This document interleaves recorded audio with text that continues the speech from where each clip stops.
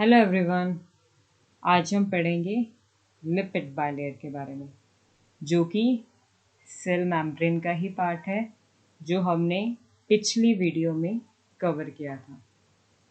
तो अब हम स्टार्ट करते हैं लिपिड बायलेयर के बारे में। अब लिपिड बायलेयर पढ़ने से पहले थोड़ा मैं आपको इन्फॉर्म कर दूं, ये वीडियोस उन स्टूडेंट्स के लिए है जो कॉम्पिटिटिव एग्ज़ाम्स के लिए प्रिपेयर कर रहे हैं regarding life sciences such as CSIR NET, DBT, JRF and ICMR, as well as for BSc and MSc students. So let's start with lipid bilayer। इसमें हम ये सारी चीज़ें कवर करेंगे। तो सबसे पहले हम इसके फीचर्स पढ़ेंगे। तो लिपिड बायलेयर के इम्पॉर्टेंट फीचर्स क्या हैं? अब जैसे कि हमें पिछले वीडियो में देखा था लिपिड बायलेयर का स्ट्रक्चर। बायलेयर क्यों कहते हैं? Because made up of 2 layers, और लेयर्स को और क्या हम कहते हैं? That is called the leaflet. Layers को और क्या कहते हैं? लीफलेट कहते हैं। यानी ये जो चीज़ है इसे हम क्या बोलते हैं? एक लीफलेट। ठीक है।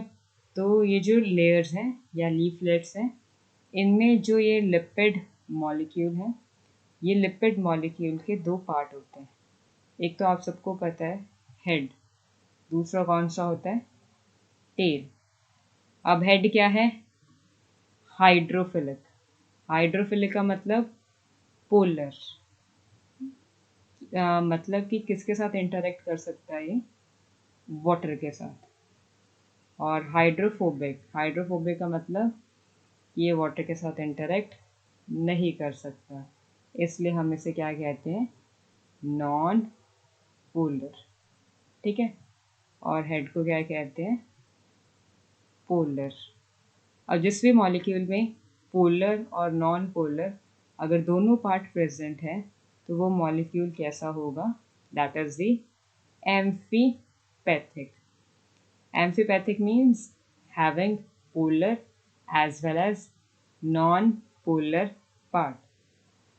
अब ये जो लिपिड मॉलिक्यूल है, बहुत सारे लिपिड मॉलिक्यूल एक लेयर में हेल्ड हैं, और ये किसकी हेल्प से हेल्ड है?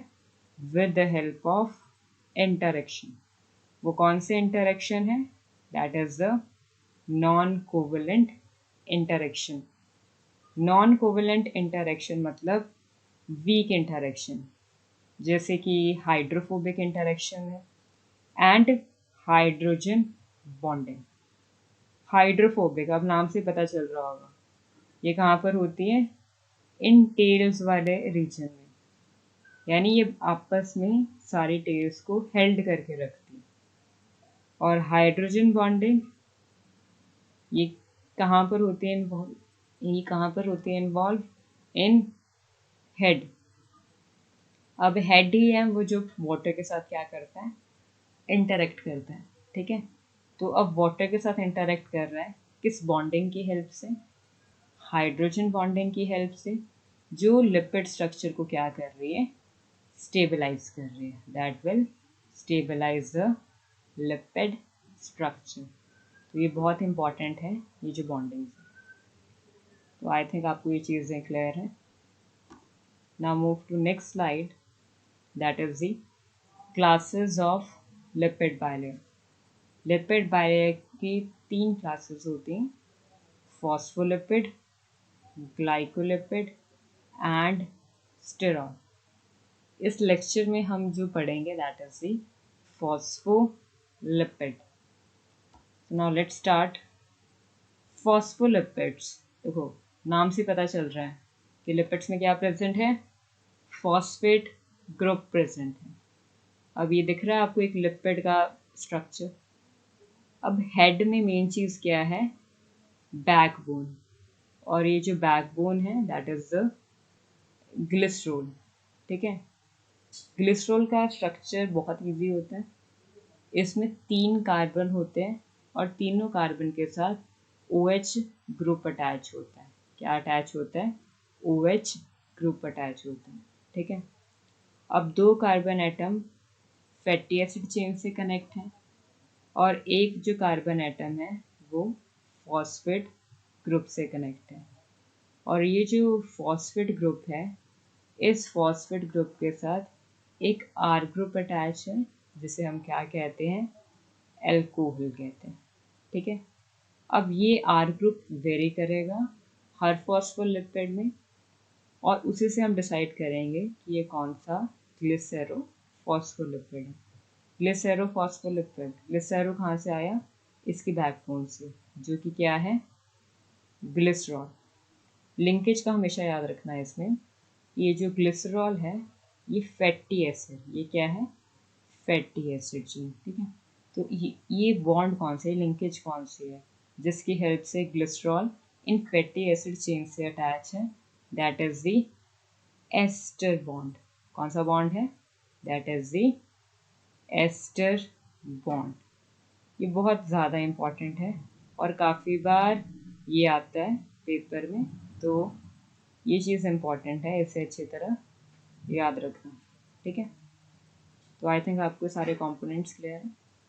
ये जो स्फिंगोसाइन है, ग्लिस ज़रूरी नहीं कि ग्लिसरॉल हो, स्फिंगोसाइन भी हो सकता है ग्लिसरॉल की जगह। तो अगर स्फिंगोसाइन होगा तो आप खुद बताओ हम क्या बोलेंगे, ग्लिसरॉल था तो ग्लिसरोफॉस्फोलिपिड था, स्फिंगोसाइन है तो क्या बोलेंगे, स्फिंगोफॉस्फोलिपिड। क्लियर, क्लियर होगी ये चीज़। तो यानी कि इसी के बेसिस पे फॉस्फोलिपिड को 2 में डिवाइड किया है, एक डिवाइड किया है ग्लिसरोफॉस्फोलिपिड में और दूसरा डिवाइड किया है स्फिंगोफॉस्फोलिपिड में। ये चीज़ याद रखना, ग्लिसरोफॉस्फोलिपिड को और क्या कहते हैं, फॉस्फोग्लिसराइड्स भी कहते हैं। क्या कहते हैं, that is also called the phosphoglyceride. I think आपको ये चीज़ें क्लियर हो गई होंगी। बाकी सारे कंपोनेंट सेम रहेंगे बट डिफरेंस कहाँ रहेगा, इनकी बैकबोन में। ठीक है, तो that is very much important. Now the next is glycerophospholipid. अब जो हमने आर ग्रुप देखा था, देखो अभी हमने पिछली स्लाइड में एक आर ग्रुप डिस्कस किया था।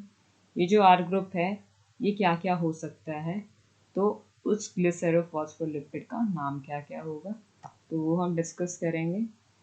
अगर आर ग्रुप एच है तो ग्लिसरोफॉस्फोलिपिड क्या है, फॉस्फेटिडिक एसिड। अगर कुलीन है तो ग्लिसरोफॉस्फोलिपिड फॉस्फेटाइडल कुलीन, जिसे हम क्या कहते हैं, लेसेथिन कहते हैं। अगर सेरेन है तो ग्लिसरोफॉस्फोलिपिड होगा फॉस्फेटाइडल सेरेन। अगर इथेनॉल अमीन है तो ग्लिसरोफॉस्फोलिपिड फॉस्फेटाइडल इथेनॉल अमीन, जिसे हम सेफेलिन कहते हैं। अगर ग्लिसरोल है देन फेट फॉस्फेटाइडल ग्लिसरोल। अगर फॉस्फेटाइडल ग्लिसरॉल है देन कार्डियोलिपिन। और अगर मायोइनोसिटॉल 4,5 बाइफॉस्फेट है देन फॉस्फेटाइडल इनोसिटॉल 4,5 बाइफॉस्फेट। अब आपको ये चीज़ें याद रखनी पड़ेंगी और कुछ इम्पॉर्टेंट पॉइंट्स वो मैं आपको बता देती हूँ। ये जो फॉस्फेटाइडल कोलीन है ये न्यूमरस यानी कि अबंडेंट नंबर में प्रेजेंट होता है सेल मेम्ब्रेन में, और ग्लिसरोफॉस्फोलिपिड ये भी अबंडेंट नंबर में। कौन सा ग्लिसरोफॉस्फोलिपिड, फॉस्फेटाइडल कोलीन। ठीक है, ये चीज़ याद रखना। और एक इसमें याद रखना कार्डियोलिपिन। कार्डियोलिपिन ये मेजर कंपोनेंट होता है माइटोकॉन्ड्रियल मेम्ब्रेन का। और उसके बाद अगला इंपॉर्टेंट है फॉस्फेटाइडल सेरेन। ये जो फॉस्फेटाइडल सेरेन है इसका बहुत इम्पॉर्टेंट रोल रहता है इन एपोप्टोसिस। अब सब जानते हैं कि एपोप्टोसिस क्या होता है, that is the programmed cell death. ठीक है, तो अब कैसे इसका रोल रहता है एपोप्टोसिस में, आइए वो जानते हैं। फॉस्फेटाइडल सेरेन की लोकेशन क्या रहती है, प्लाज्मा मेम्ब्रेन में यानी सेल मेम्ब्रेन में। ये ऑरेंज वाला शो किया है फॉस्फेटाइडल सेरेन। ठीक है, अब ये आप खुद ही बताओ आउटर लीफलेट में है कि इनर लीफलेट? इनर लीफलेट में होता है, लेकिन जब एपोप्टोसिस होना होता है तो ये कहाँ ट्रांसफ़र हो जाता है, कहाँ फ्लिप हो जाता है? आउटर मेम्ब्रेन में, यानी आउटर लीफलेट में। ठीक है, और जब ये आउटर लीफलेट में चला जाता है, ठीक है, तो ये जो है बेसिकली इसके जो अगेंस्ट सेल है, ठीक है, उनके जो रिसेप्टर्स हैं वो इस फॉस्फोलिपिड के इस फॉस्फेटाइडल सेरेन के साथ बाइंड करते हैं और इस सेल की एपोप्टोसिस कॉज करते हैं। क्लियर? यानी कि जब ये एक्सपोज हो जाएगा आउटर लीफलेट में तो इसके अगेंस्ट जो सेल्स जिनके पास इसका रिसेप्टर प्रेजेंट है वो इस फॉस्फेटाइडल सेरेन से बाइंड करेंगे और इस सेल की एपोप्टोसिस कॉज करेंगे। एगोनिस्ट मतलब जो इसके अगेंस्ट होंगे सेल, ठीक है, having a particular receptor against the phosphatidal serum. So I think this is clear to you. Now the next is sphingophospholipid. Sphingophospholipid की जो बैकबोन होती है that is the sphingosine. Sphingosine में जो एक कार्बन है, ठीक है, कार्बन का ये जो अमाइनो ग्रुप है ये किसके साथ अटैच्ड है? फैटी एसिड चेन के साथ। जिस बॉन्ड की हेल्प से ये अटैच्ड है that is the amide bond, जिसे हम पेप्टाइड बॉन्ड भी कहते हैं। और एक कार्बन एटम, ठीक है, ये है एक्स ग्रुप के साथ अटैच।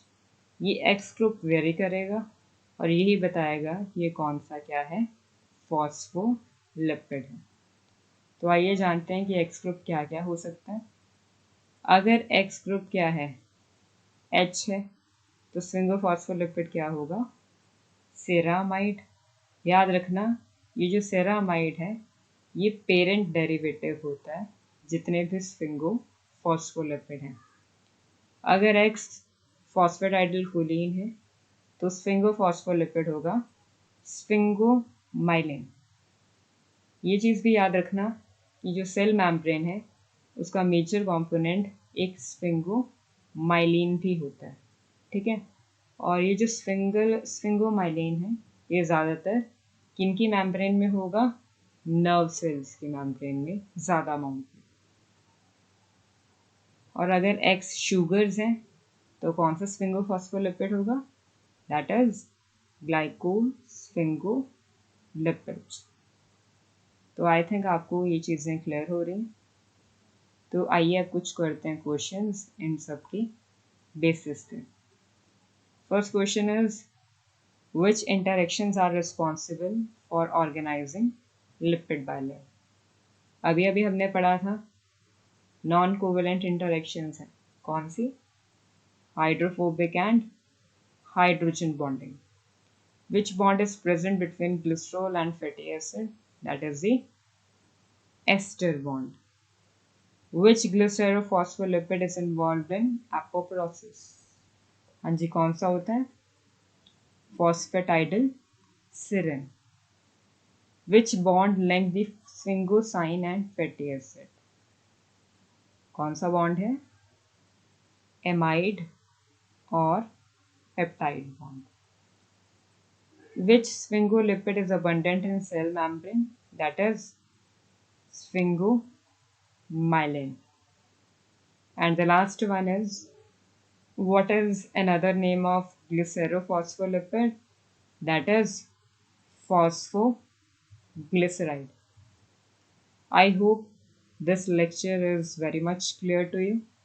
और अगर नहीं हुआ है क्लियर तो आप दोबारा से ये स्लाइड्स देख सकते हैं, रिवाइज कर सकते हैं और बाद में ये खुद क्वेश्चन ट्राई कर सकते हैं।